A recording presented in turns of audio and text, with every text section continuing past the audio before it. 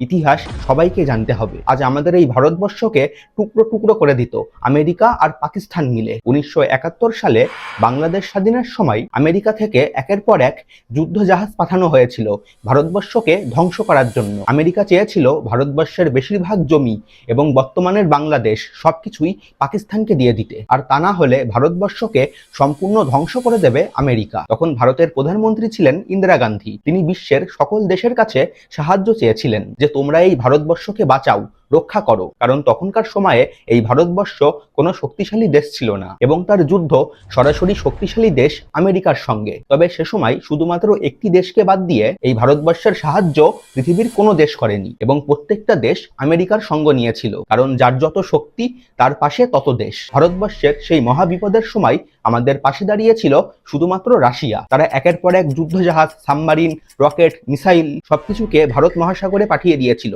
ভারতবর্ষকে রক্ষা করার জন্য। শুধুমাত্র রাশিয়ার যুদ্ধজাহাজের ভয়তেই আমেরিকার মতন দেশ পিছনে সরতে বাধ্য হয়েছিল। বর্তমানে সেই যুদ্ধের প্রায় 55 বছর পার হয়ে গিয়েছে। তবুও যে প্রকৃত বন্ধু, যে অসময়ে পাশে দাঁড়িয়েছিল, তাকে ভারতবাসীরা কখনোই ভুলতে পারবে না। ভালো থাকবেন সবাই।